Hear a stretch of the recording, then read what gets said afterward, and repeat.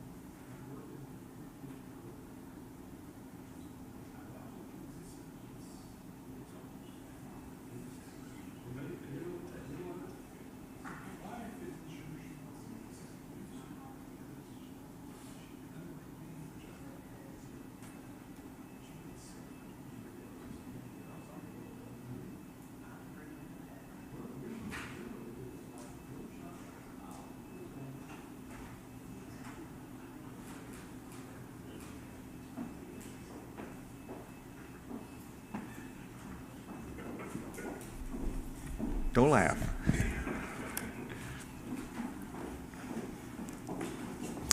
Thank you for joining me today. I'm pleased to be joined by Secretary Jose Romero. In addition, we have Secretary Solomon Graves that's joined with us today. I first want to emphasize the importance of acting on the latest recommendation of the CDC and the FDA as well, which has recommended a second booster shot for those that are age 50 or more, or those that are immunocompromised. And so for that reason, it might come as a surprise to folks, but I qualify because I'm over 50 years of age, and the First Lady is here with me today, and we're going to get our second booster shot. And the reason we're doing this is that this is the best protection that we can have from serious illness and hospitalizations. And while right now we're in great shape in Arkansas and across the nation in terms of low cases, everybody thinks that COVID is gone, but those that follow this closely understand that it could very well come back this summer or fall as it did last year. And so COVID is not totally in the rearview mirror, and we want to remind people the importance of getting vaccinated, and we encourage you to get vaccinated, whether you need the first booster shot or the second booster shot if you qualify for it, or whether you need to start your immunization. We encourage you to do that. And with that, before we take that shot, Dr. Romero, well, I'll save that till a little bit later, and he might have some additional comments. I did want to mention, and Dr. Romero can reinforce this later, but we recognize natural immunity, and there are those that have had COVID, and they have a period of immunity. What is important is that that immunity does not last forever. And so there's a period of time that after you've had COVID that you need to start your immunization to continue the protection down the road. And we encourage you to look at that, and Dr. Romero can later provide more details. With that, we have our great nurses from the Department of Health. Thank you for joining us today, and thank you for your incredible service during this time.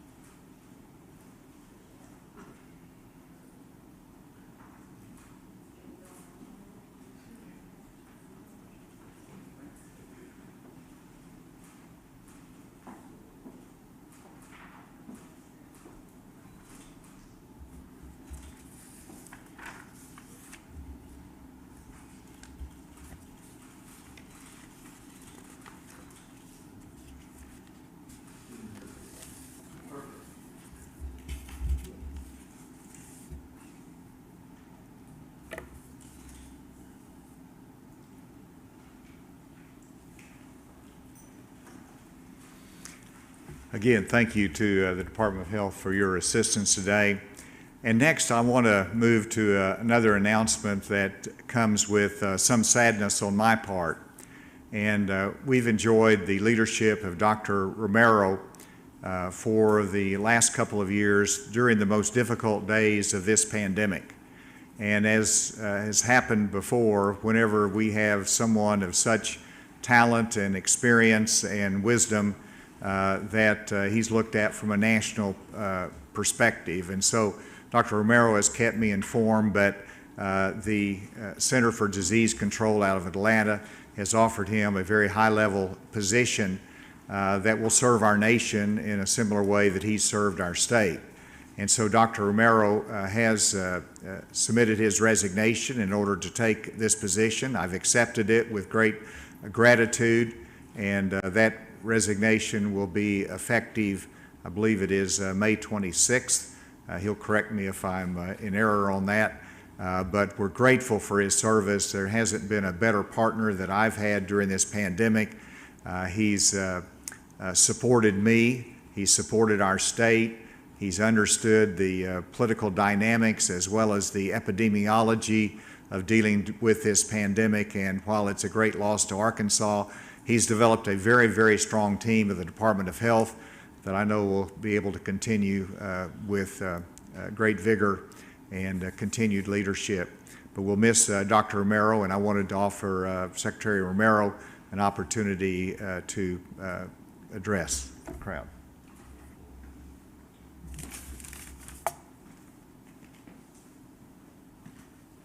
Thank you very much, Governor, for those very kind words.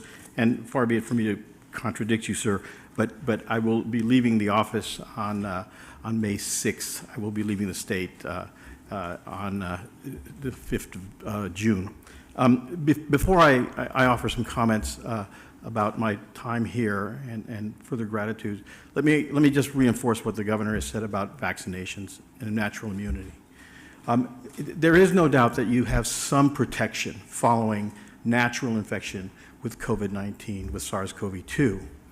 What we do know is that that natural immunity, if you choose to use that term, does not persist.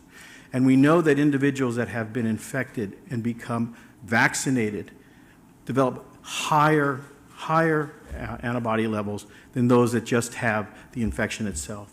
So even if you've had, quote, natural infection, end quote, we encourage you to please get vaccinated.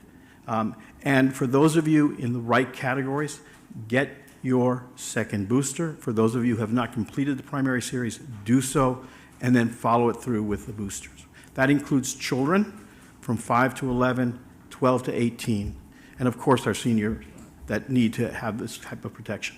So now let me begin by thanking the governor and thanking you all, but thanking the governor firstly for having allowed me to fill this position, for having placed his trust in me, and for having his ear to advise him, to counsel him in his decisions going forward. Any success that I've had, modicum of success that I've had in this position, is really the result of the work of the governor, the staff at ADH, and any missteps or failures are clearly on my shoulders. You know, I want to thank the chiefs of staff I've had, Chiefs of Staff Stephanie Williams, Chief of Staff Renee Mallory, my comms director, Meg Miraville, the statisticians, our state epidemiologist, Mike Sima, Dr. Dillahay, for their tireless work over this period of time. I could not have provided the information to the governor without their help.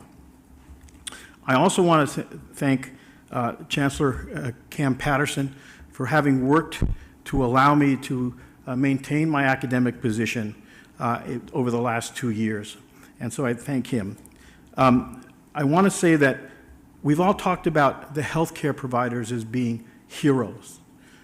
What's not said often enough is that the public health officials are also the heroes of this. They've given up their weekends working continuously, given up their vacations to sieve, to go through the data necessary to make decisions. And without them, we would have been in a very weak position. All of the staff, all of the personnel at the health department are true heroes. They may not get a lot of press for this, and they don't hang a lot of signs in front of their doors, but they are the heroes. So I want to thank the public, those Arkansans, for allowing me into their homes on a weekly basis to advise them. I want to thank the support, and I want to thank very much the letters and the comments that people sent of encouragement. They helped me during the darkest periods of this pandemic. Lastly, I have to thank my wife, Cosette, who supported me.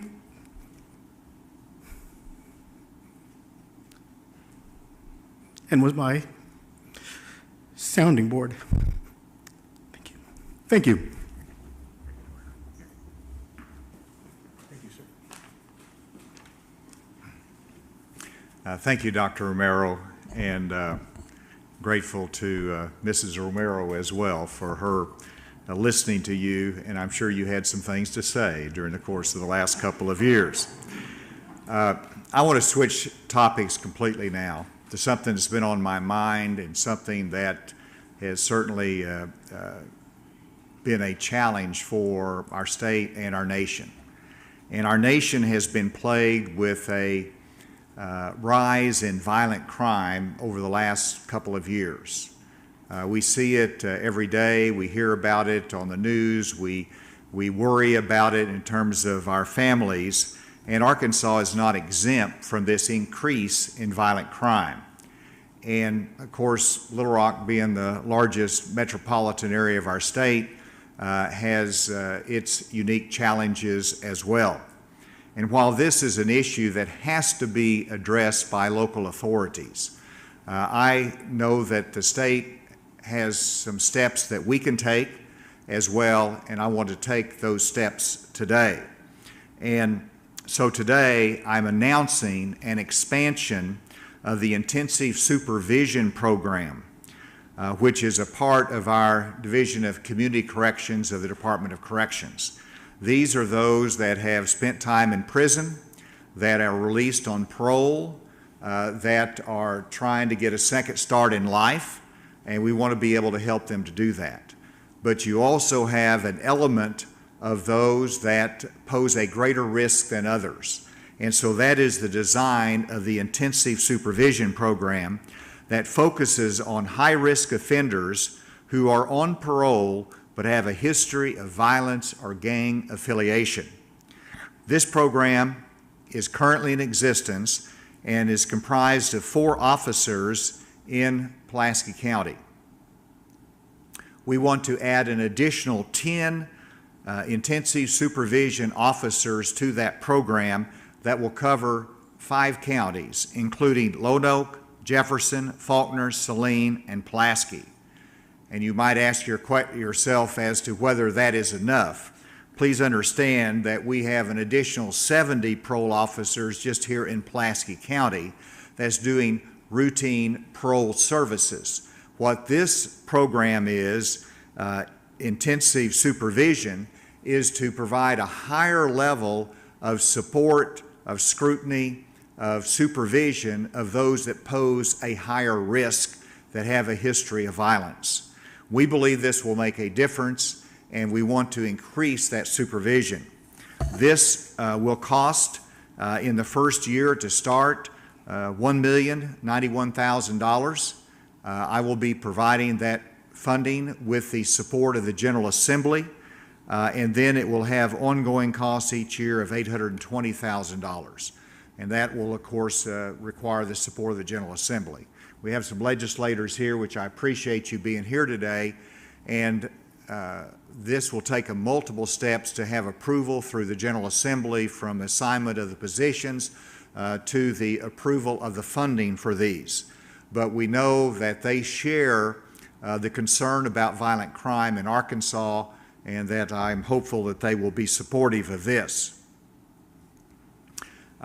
This will make a difference, because what intensive supervision means is that the individual that's on parole is going to have more support, but also more checking in, We're going to find some violators, and if those violations involve guns, then their parole will be revoked and they will go back to prison. That is the design of this, and that is a critical element of it. Now, let me address one more issue that is something that I can't control because it's up to prosecutors and judges. And whenever I see the shooting in Dumas, I first check to see whether this is somebody that's been on parole. That is a worry to me that maybe they shouldn't have been released or they slipped through the system. In Dumas, that was not the case. In Dumas, these are first-time felony offenders. And so that's not something that would have been stopped by this intensive supervision. But there's other instances in which somebody is released on parole that the intensive supervision will make a difference. But whenever you're looking at sometimes first-time offenders in a violent crime, the next question is, are they held in custody pending trial? Do they pose a continued risk to our community, or are they released? And these are decisions that are made by judges. They're decisions made by prosecutors. And in reference to Dumas, I put in a call to the prosecutor. I'd like to hear more about what happened there. But in the shooting in Dumas, one of the alleged perpetrators was released on a $100,000 bond. Now, I don't understand that, quite frankly. When you're looking at that type of violence, that type of activity, and that this compels, in my judgment, someone to be held in custody if they pose a continued risk. And so I want to learn more about that, but we have to make sure we coordinate with our prosecutors and judges. And I'm going to be meeting with some of the prosecutors and having discussions with them. And I know that in times past they said, well, we don't have enough room in our county jails because they're backed up, and so we can't revoke a probation or we can't hold them pending trial, even though it might be a violent offense. Well, Secretary Graves is here, and I've charged him with, let's relieve that burden. Let's make sure our county jails have space. Let's make sure we move those that are assigned to state custody into the prison system. And so today, I understand from Secretary Graves that in Pulaski County there are no state prisoners backed up. Now that varies day to day, but we are moving them out into state custody so that we can have room in our county facilities in the event the prosecutor and the judge recommends no bail or they're a violent offender and they need to be kept into custody. We want to keep our streets safe. The intensive supervision will help us in that regard, but we also need to look at who is released and under the conditions when they're released while pending trial, because those have historically posed some risk to us as well. With that, let me invite Secretary Graves if he wants to follow up the comment. I want to thank the governor for his support of our request to expand our intensive supervision program. Effective community correctional programming requires two things.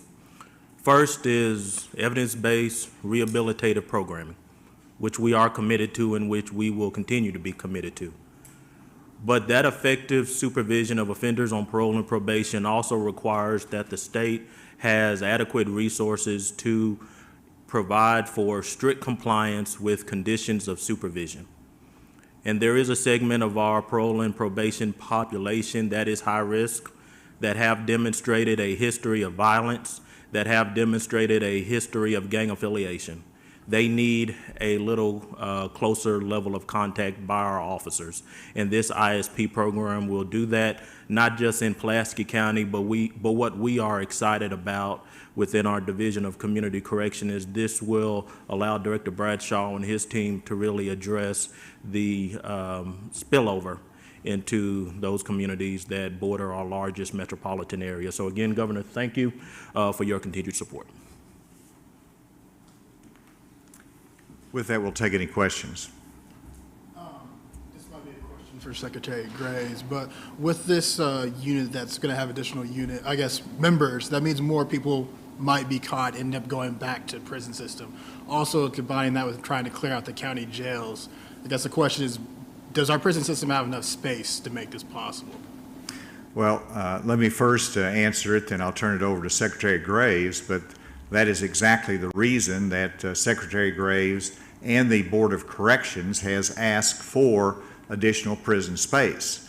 And the General Assembly supported that request. We have allocated, I believe it's $75 million for a new facility that will house close to 500 new beds. And so we're looking to the future, and while we're making the adjustments that are needed now, we know that that population can grow, and we're making accommodations for that. Just to clarify something, so if one of these, intensive supervision officers finds that one of the or someone on parole, that their crime involved guns, you said that that would then cause them to revoke parole, is that correct? Yeah, but let me rephrase that. So if you are convicted as a felon, and you're out on parole, one of the conditions of your parole is that you do not possess firearms. That's illegal. And so as the intensive supervision program will go in and do an inspection of the parolee's vehicle or their person or their residence, and they find a firearm, then that is a violation of the law. They would have to go before an administrative law judge who would make a determination, and if that is the case, then they would go back to prison. Their parole would be revoked. And if this gets approved, when would it go into effect? When would these new officers be added? Immediately. Now, of course, we need to have legislative approval, but as soon as Secretary Graves and Director can hire the individuals, then it will be in place. And do other counties have this program already? I know there were 4 in Pulaski, but do any exist in other counties? I'm going to ask, the answer is no, but go ahead, Secretary Graves. The intensive supervision program is currently unique to what we call Area 8, which is our Pulaski County catchment area. Statewide, we have a team called the Special Response Team within the Division of Community Correction. They work to, in all of our 12 supervision areas, to partner with local law enforcement and bring parole violators back into custody. But we have this additional resource within Pulaski County. In terms of COVID issues, there was a program that had paid for testing, treatment, and vaccines for people with no insurance, and because of lack of funding, that's going away. And apparently even the bipartisan deal in the Senate does not include funding for that program. Are you concerned about that program going away, and do you think that Congress should allocate money for that? Well, at the present time, and everybody needs to understand that if they want a vaccine, even if they don't have insurance, they can go to our public health office and they can get the vaccine, they can get tested at no charge. Now, at some point down the road, we may run out of that capacity to do that, but at the present time we do, and you can go to the public health office to do that. In terms of the bill that's being working on, the $10 billion compromise, we'll have to look at that more closely. I yield to you, Andy, but my belief is that that is for vaccine, that will provide funding for a new round of vaccines that will help us, particularly with this new demand of second booster shot. Some medical experts I've spoken to are still worried that even though we have low cases right now, we're relaxing guidance too soon, kind of deja vu to maybe last summer, and that we still have relatively low initial vaccination rates. Is that something you're concerned about? I always want to increase the vaccination rate, and that is the answer, is for the population to get vaccinated even during this lull in COVID. In terms of, and I disagree with Dr. Fauci. I think that is the wrong message to say we're going to have a new round of restrictions down the road. We need to concentrate on the vaccinations versus other outcomes. The public should understand that, And I think we don't need to have and retrace the steps that were taken in the past when we didn't have a vaccine, which was more restrictions. Is this intensive supervision program proposal, is that coming for legislative council next week? We'll have to wait and see as to whether it can get there that quickly. They'd have to suspend the rules. If we can, I would love to. From my standpoint, I'm signing off on it. I'm putting it in the legislature, and as soon as they can consider it, this would be terrific.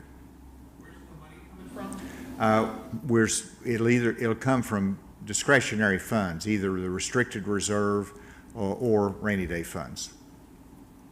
This might be another question for Secretary Graves, but with the additional officers, do you know how many parole officers will have 2 parolees, the number-wise? Stephen, on a statewide basis, we're at about 80 offenders to officer. This ISP program, it functions off of a smaller officer to offender ratio. Our current team has about a 40-to-1 ratio, and we're looking to probably keep it in that same level as we expand in Pulaski County into the surrounding communities. Is there anyone participating remotely that would like to ask a question? Yeah, Governor, hey, this is Governor, Andrew with 5 News, the senior station of Northwest Arkansas. Tomorrow marks a week since a Free tornado tore through Springdale. It's been speaking with people throughout the week about how they feel. Some adjective they use to describe is angry, frustrated, upset, and discussed that they haven't saw that many state elected officials in the area toward the damage. So I was saying, any thoughts on that, and if you would be touring the damage?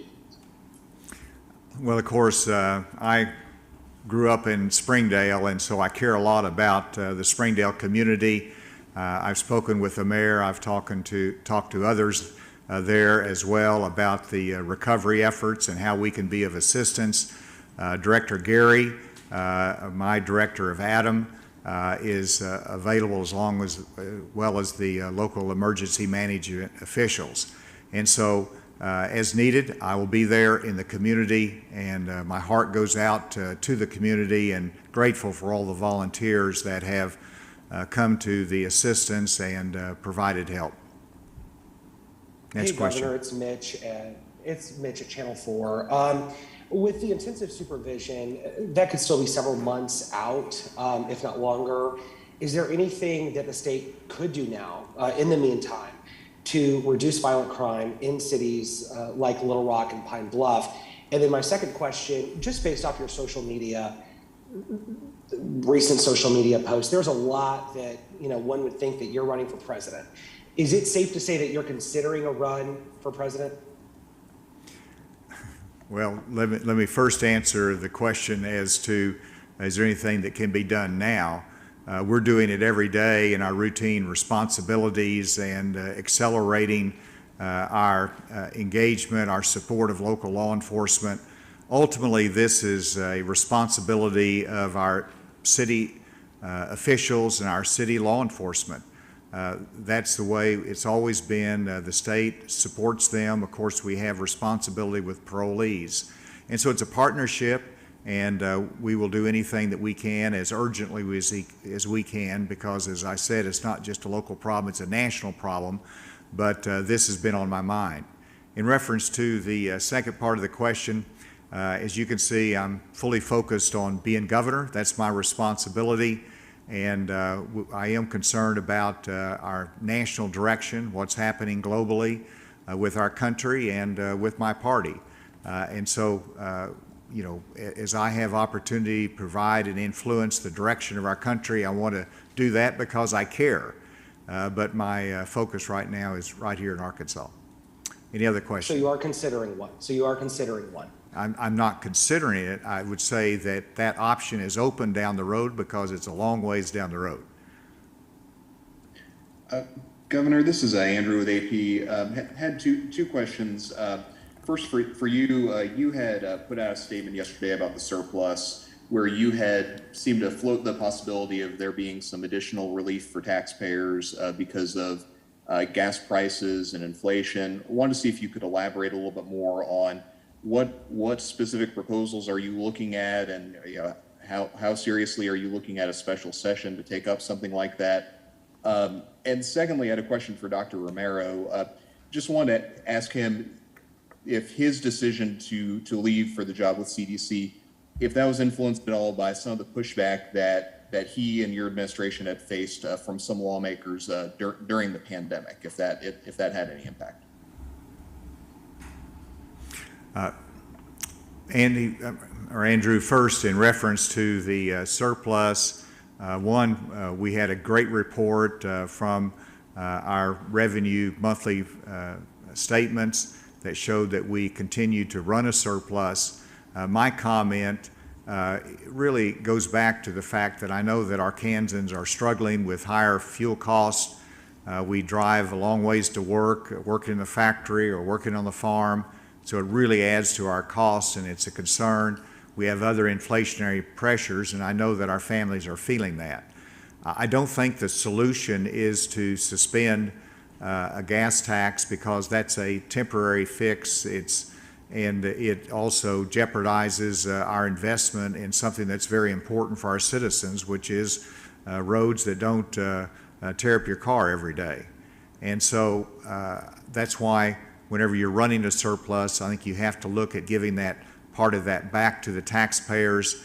That's a legislative decision. There's not any special session that's planned in the near future, but it is an option that should be considered down the road. All right, with that, thank you very much today. Y'all have a good afternoon.